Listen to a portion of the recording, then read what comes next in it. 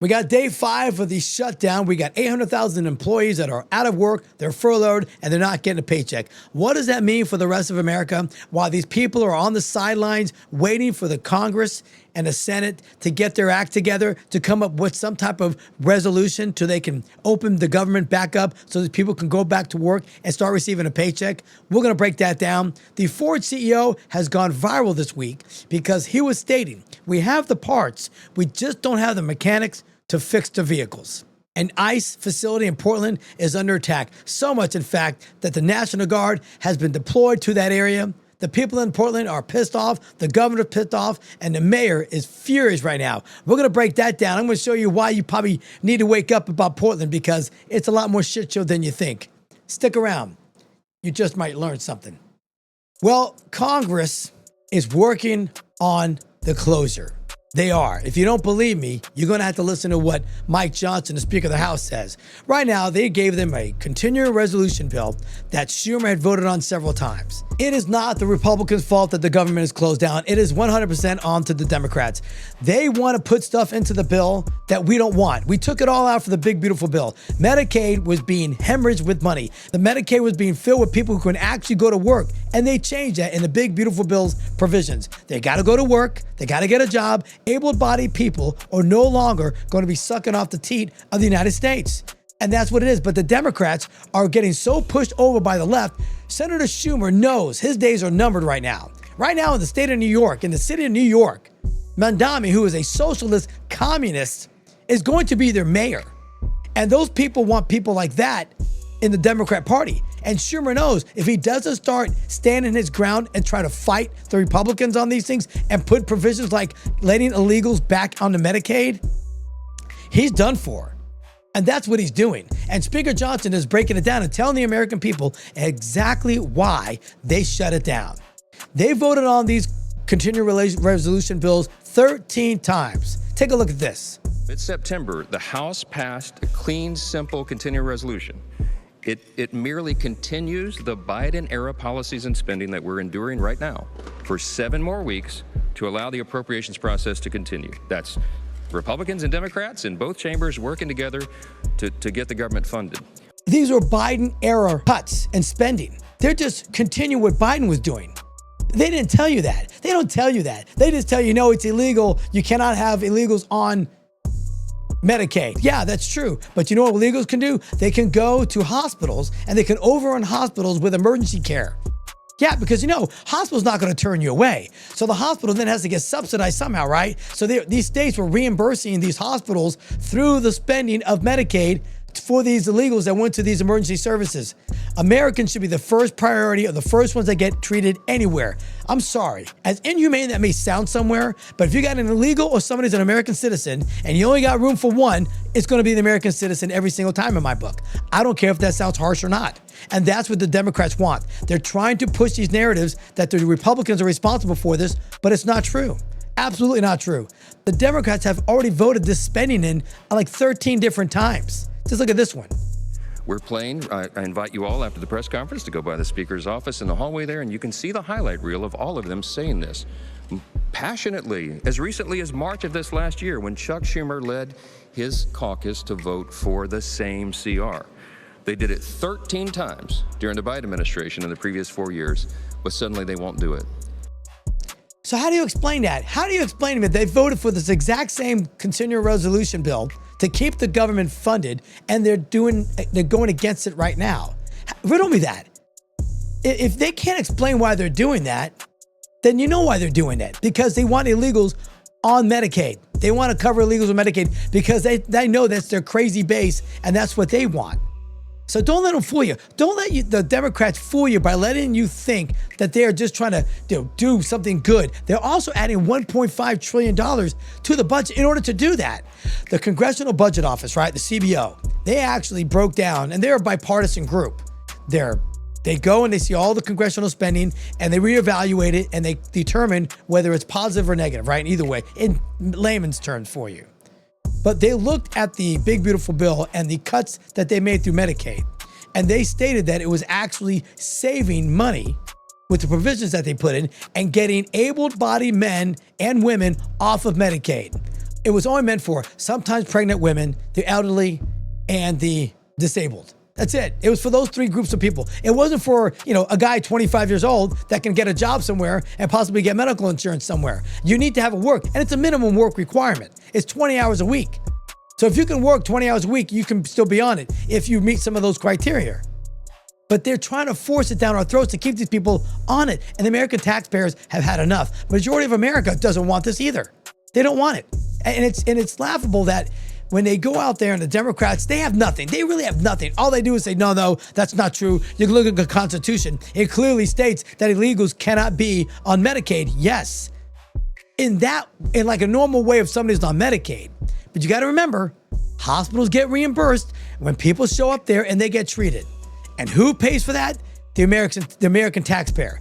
That's who pays for that. And I think it's time we need to stop that. And I applaud the Republicans standing their ground. And this is a good thing, by the way, for Donald Trump. Because now they're going to show that it's really only essential workers that are making the government work and run. So right now, Donald Trump's got an ace in his pocket. And he's like, okay, we're going to look at all these places that had to get shut down. And how was the government affected by these areas that were shut down? The Democrats, man, they fall right into this guy's hands. Trump is playing chess. These people are playing checkers.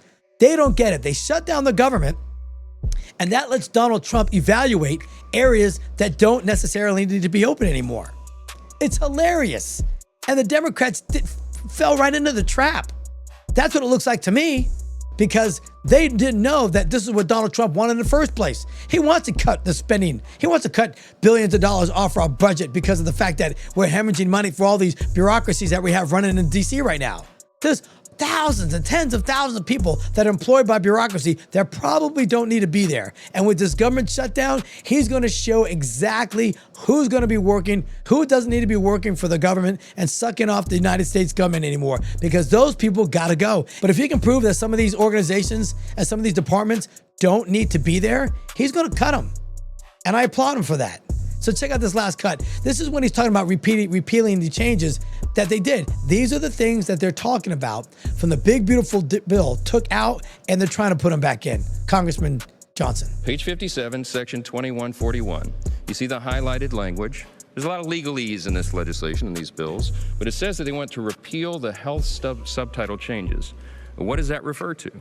You read down here, Public Law 119-21. That's the one big, beautiful bill. That's the American Families Tax Cut.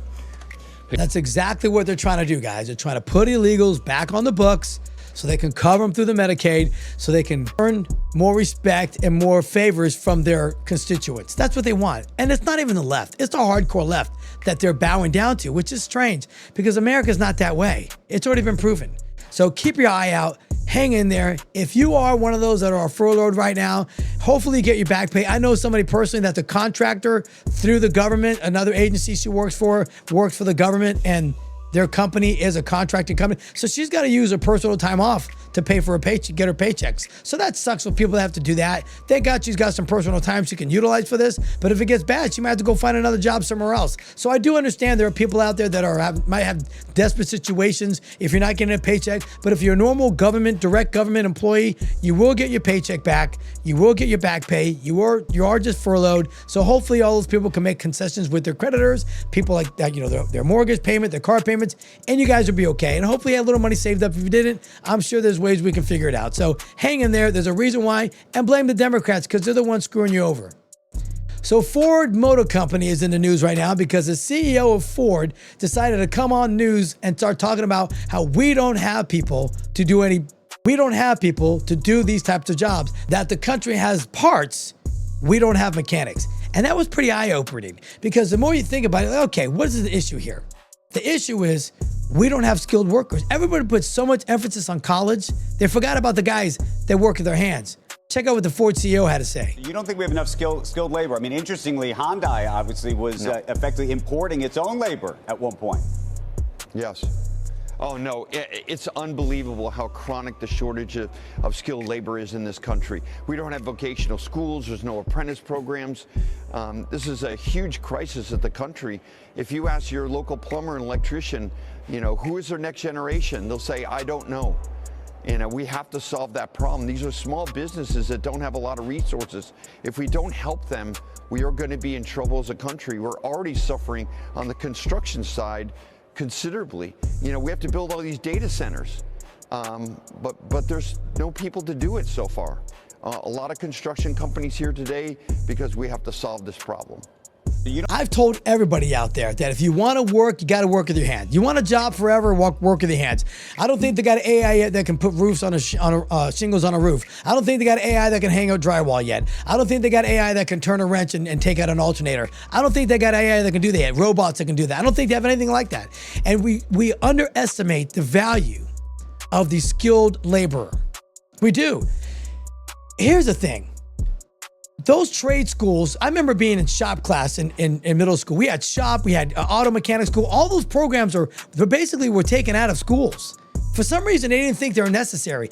Those earlier years, 13, 14 years old, these young men, even young women that are working with their hands, maybe they decide that's what they want to do. They get an earlier taste of what it's like to be a mechanic while they're in high school. Some of these guys can get certifications while they're in high school. I remember guys that I went to school with got some of those certifications being a mechanic. There's nothing wrong with that. Those guys got out of high school at 18. They were already buying houses by the time they were 21 because they had careers already 3 years after high school. But the emphasis was on education so much where you forgot about having a skilled workforce. Because I got news for you. A skilled workforce, guys that work with their hands, is like the infantry. Yeah, you can have air support, you can have, artillery, but when it really comes down to it, the infantry is the one that goes in there and clears those buildings out. The infantry goes in there and pulls people out. The infantry goes in there and inspects all the damage that's been done. That's what these skilled workers do. They're the grunt force of America. They're the ones that kind of keep it going. If you don't have people in there that can do, auto mechanic, roofing, drywall, freaking plumbing, electrical, America's going to cease to work and exist. It's just not going to spin. The world will not spin without these people. And that's the big thing. So I think we need to start looking at, okay, I saw some people on TikTok talking about, well, because you charge $200 an hour, but you only pay the mechanic $20 an hour. Okay, we maybe need to reevaluate that a little bit. I saw a video on TikTok, the guy, I believe he was taken out of a transmission out of a Ford truck or something like that. And the amount of bolts and screws that he took out and parts that he had to remove just to remove the transmission was extraordinary. He even said that. He goes, on a normal older vehicle, it's barely any parts you have to remove to take out the transmission. And he panned around. There was just parts everywhere. So maybe when you start building these cars, you make them a little bit easier to work on. A mechanic can work on it because the hours it takes, you have to take it to the shop. You have to take it to a certified dealership in order to work on these cars because they're like freaking, you got to be a surgeon to work on these cars now. The amount of parts you got to remove just to remove the alternator. Some of you got to go into the wheel well, take the whole wheel hub off in order to get to the alternator. They can build these things a lot easier than they used to. They were building cars for fucking almost 100 years to that scale. They can do it so you can take the alternator, get the alternator out with just 2 little bolts without taking a whole freaking, the heads off. I mean, there are some astronomical ways that some of these parts had to be removed out of these vehicles. So maybe Ford CEO, I get what you're saying, and we absolutely need skilled workers. How about you start building your cars so a little bit easier for mechanics can work on them? Because you're paying them $20 an hour out of school. Make it a little easier for them to make a living. Because nobody wants to go to work in these professions because they're getting to be so difficult. They're not like just turning a wrench anymore. They're a lot more involved. Some of these guys that work on vehicles, you got to be certified engineers now because of all the electronics that are in these vehicles. So it's not just we don't have skilled workers. We have to get massive skilled workers. And we need to introduce these young men and women at an early age to working with their hands. Because that's where they get a taste. Look, there's a lot of people that went to college out of high school when I was in high school, okay? But there's a lot of people that didn't. People that went right to the workforce. And if we can start getting these people early off in life to start getting them certified, so by the time they graduate and get out of high school or get a GED or whatever it is that they do, they can go get certified in a career that they enjoy doing. Because we're always going to need these individuals to work on these cars. We're always going to need these individuals to put shingles on the roof. We need these people to freaking hang up drywall. And America has lost that. America used to be huge with manufacturing, right? Huge with people working with their hands. Skilled laborers, it's an art form. Listen, I've seen guys lay tile that suck. I've seen guys that lay tile that's an actual master at it. And I think those types of skills have been lost. American youth are lazy. They're lazy now. They don't want to work hard. They don't want to work with their hands. They don't want to get dirty anymore. They want to sit and play their video games. They want to sit and fucking be on social media and try to get rich by doing freaking content. Nobody wants to actually work hard anymore. And I think this is where we're losing it. I think we need to start introducing hard work back into society and start waking up these younger adults and say, listen, man, you need to get a job. You need to get out there. You need to grind. You know, you don't want to go to college? Great. Go be a mechanic. Oh, you don't like being a mechanic?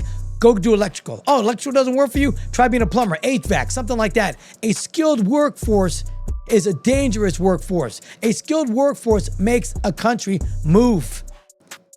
And that just tells you right there, when the CEO of Ford's telling you they don't have people, that should be an awakening moment for America. So if your child's out there, your son or daughter, and they don't look like they want to go to college, maybe introduce them to the fine arts of working with your hands.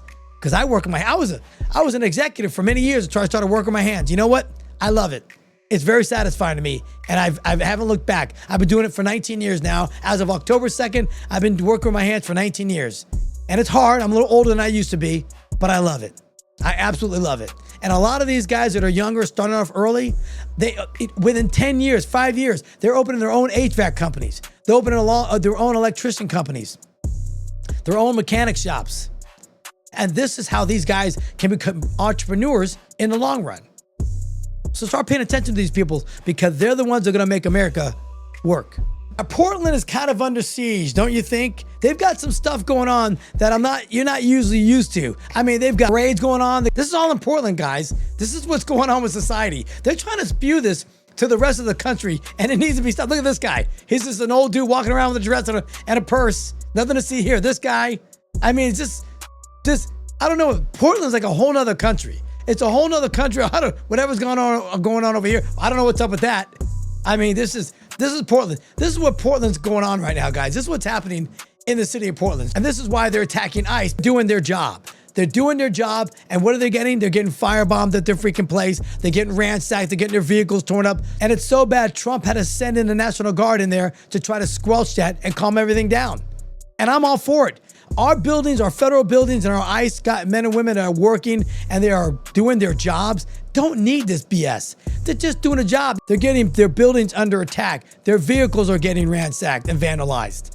This shouldn't be happening in America. This shouldn't be happening because you have these people so up in arms that they're protesting and they're actually getting physical. Like, there's one thing about protesting, okay? These individuals, you can protest all you want peacefully, and I'm all for it. But when you start destroying property, you start interfering with people's everyday lives, and you're interfering with their jobs, that's when I think the federal government needs to step in there. And I think sending the National Guard is not a bad thing to calm everything down. You show by force. They're not going to do a whole lot, but to just show by force to try to calm everything down so these men and women in law enforcement can actually do their job. But it's something interesting, though. They are organized. They're so pissed off in Portland. They're actually organizing a naked bike parade. Yeah, they do it every year, but they're putting a rush on it. So that's how they protest. Besides going after buildings and ransacking cars and causing vandalism, they're going to do a naked bike ride throughout Portland. And this is what it's going to look like. They love nakedness in Portland. There's something that most Americans don't really worry about, but in Portland, they're all about riding their bikes naked.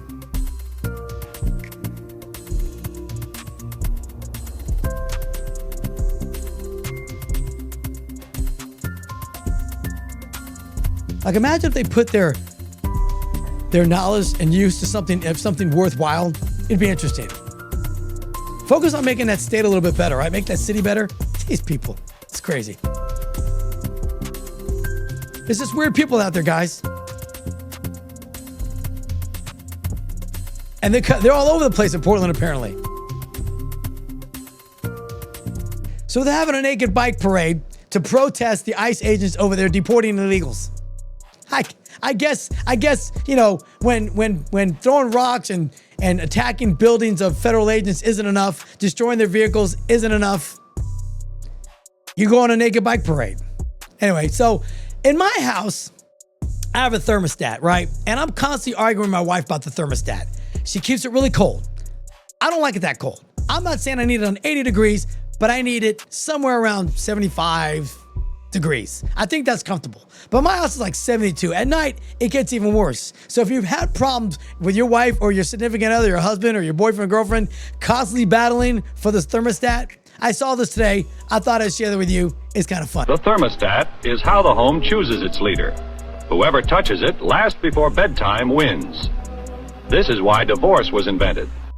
Isn't that great? Isn't that great? That's like how it is in my house. I told my wife I'm gonna put a glass box on it and anchor it into the wall so she can't screw it anymore when I set it on 74. I just want 1 degree. It's just, to me, 1 degree makes a big difference. But she's like, 1 degree is nothing. It means, I go, well, then leave it on 74. Then you don't have to keep it on 73. I think 74 to me is a nice, even temperature. Because when it rains sometimes here in Florida, sometimes the house cools off. But if you have it on 72, it's too cold when the rain hits. 74 is a nice tropical temperature. It's nice, doesn't blow that hard. It keeps everything nice. I'm not freezing. I should never have to put a blanket on in my house. I don't put a blanket on, but I never should have put on a blanket when I'm in my house. And she's like, well, put on socks. I don't want to have to put on socks either. It shouldn't be that cold in my house that I have to put on socks and shoes in my own home when I control the thermostat, damn it. Let me know what you think about that. Well, that's it for today. Join me next time for a little chit chat, some observations, and some good old-fashioned conversation.